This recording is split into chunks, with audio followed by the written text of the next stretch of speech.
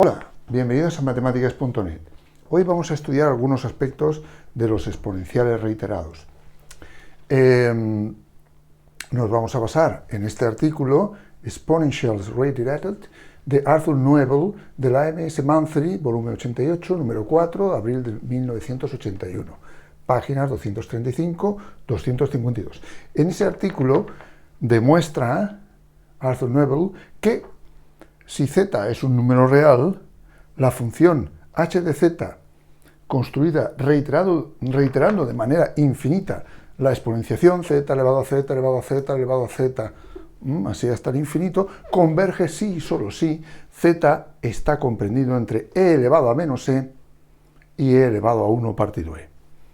Nos vamos a basar en esto, pero no lo vamos a demostrar en este vídeo. Lo que vamos a hacer es ver cuál sería el resultado de la convergencia cuando esto se diera. ¿De acuerdo? Bien. Primero vamos a cambiar un poquito la notación. Vamos a hablar de un número real x. Suponemos que está comprendido x entre e elevado a menos e y e elevado a 1 partido e, ambos inclusive, ¿de acuerdo? Y vamos a ver qué entendemos por x elevado a x elevado a x, esta función de x, ¿vale? Bueno, ya lo vi en un vídeo anterior, comentando un desarrollo que me parecía incorrecto sobre el infinito y cómo manejar estas expresiones. Voy a ver aquí que lo que voy a definir es lo siguiente. Voy a definir una expresión recurrente. El primer valor va a ser el x. x1 va a ser x. El segundo va a ser x elevado a x. O si preferís, e elevado a x por el logaritmo neperiano de x. El tercer valor va a ser x elevado a x elevado a x, que viene a ser lo mismo que x elevado a x sub 2, ¿vale? O lo que es lo mismo, e elevado a x sub 2 por el logaritmo neperiano de x. Bien, teniendo en cuenta que x1 es x, aquí también podría poner e elevado a x1 por el logaritmo neperiano de x. Reiterando esto, veo que el término enésimo es e elevado a x sub n menos 1 por el logaritmo neperiano de x. Y esta es la expresión recurrente junto con el primer término. Necesitamos estos dos valores para definir la sucesión recurrente de manera unívoca. Muy bien. Vamos a suponer que converge, es decir, que este valor de x, como ya he dicho, está en este intervalo. En ese caso, si hiciera el límite cuando n tiende a infinito de x sub n, haría el límite cuando n tiende a infinito de e elevado a x sub n menos 1, logaritmo neperiano de x.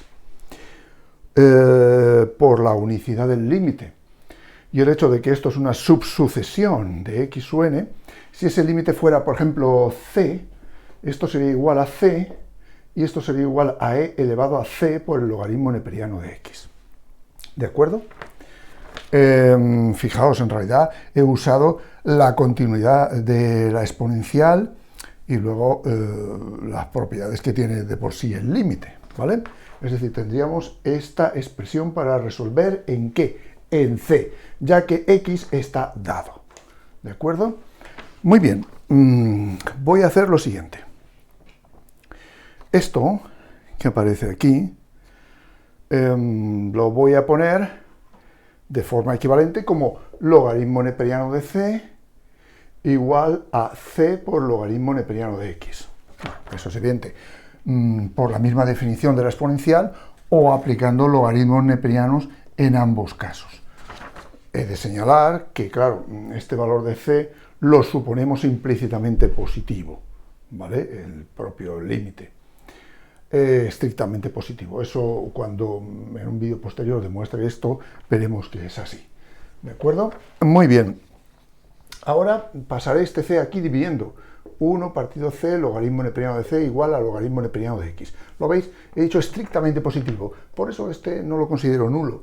Y al pasarlo al otro miembro, lo puedo dividir 1 entre c. Puedo hacer esa división sin mayor problema. Muy bien. Ahora lo que voy a hacer es lo siguiente. Voy a cambiar el signo de este y este valor. Menos 1 partido c, logaritmo neperiano de c es igual a menos logaritmo neperiano de x. Bueno, ¿y eso por qué lo hago? Bien, lo hago por lo siguiente. Porque quiero pasarle el signo al logaritmo neperiano, menos logaritmo neperiano de c, ¿vale? Con el fin de que esto sea igual al logaritmo neperiano de 1 partido c, ¿vale? Es decir, que tenga 1 partido c y logaritmo neperiano de 1 partido c. El que haya visto algo de la función de Lambert sabe hacia dónde voy, y es ahí hacia dónde voy a ir realmente, ¿vale?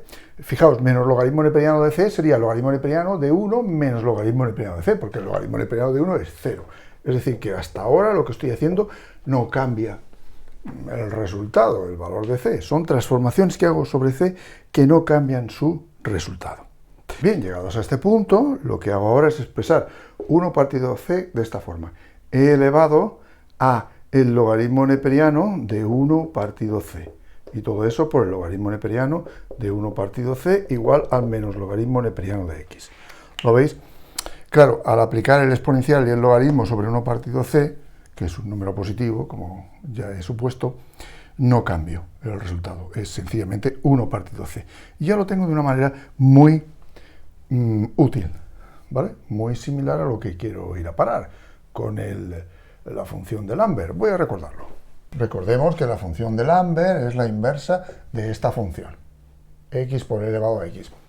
Lo cual significa que si aquí tenemos un valor x y lo transformamos de esta forma para que nos dé y, si supiéramos el valor de y, w de y sería x, ¿vale? La función de Lambert nos daría el original que aparece aquí. Bien, sabido eso, fijaos. Bien, sabido eso, fijaos ahora lo que voy a hacer. Voy a considerar esta expresión que tengo aquí, ¿lo veis? Elevado a logaritmo neperiano de 1 partido c por logaritmo neperiano de 1 partido c igual a menos logaritmo neperiano de x. ¿Lo veis? Tiene la estructura. Esto sería como la x de aquí, ¿eh? Así que sería x por e elevado a x. Por lo tanto, si hiciera la w de Lambert de menos logaritmo neperiano de x, me tendría que dar, ¿qué? Logaritmo neperiano de 1 partido c, que está haciendo el papel de la x. ¿De acuerdo? E elevado a x por x igual a esto, que es y, w de Lambert de esto sería x. Es decir, esto que aparece aquí, ¿vale? Y ahora el resto es relativamente fácil. ¿Por qué? Pues porque ahora lo único que tengo que hacer es despejar logaritmo neperiano de 1 partido c en función de esto. Bueno, eso significa que e elevado a w de menos logaritmo neperiano de x es 1 partido c, la definición de la función exponencial en relación al logaritmo, ¿vale? El exponente que le tengo que poner el número e para que me dé precisamente 1 partido c. Bien, sabido eso, despejar c es inmediato. Sabido eso, despejar c es inmediato, porque c sería igual a precisamente 1 partido e elevado a w del menos logaritmo neperiano de x, ¿vale? Pasando c aquí y e acá, cambiando los términos. Y ya está. Lo puedo poner de esa forma. Ahora bien, podría simplificarlo un poquito más. Lo podría simplificar un pelín más. ¿Cómo? Bueno, recordando que si hago w de Lambert de menos logaritmo neperiano de x por e elevado a w de Lambert de menos logaritmo neperiano de x, eso me tendría que dar menos logaritmo neperiano de x. ¿Y eso por qué? Pues por la misma definición de la función.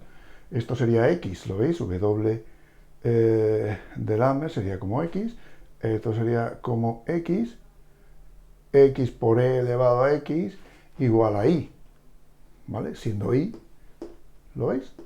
El resultado de aplicarlo. Es decir, que esta relación me permite ahora, por ejemplo, despejar e elevado a w de menos logaritmo empeñado de x como menos logaritmo empeñado de x partido w de Lambert de menos logaritmo empeñado de x.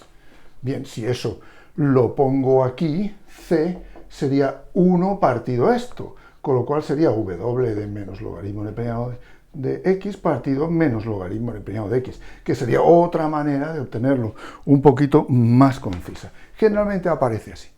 Así que, en resumen, si x está comprendido entre e elevado a menos e y e elevado a 1 partido e, la torre infinita tiende precisamente a este valor. ¿Lo veis? W de Lambert de menos logaritmo neperiano de x partido menos logaritmo neperiano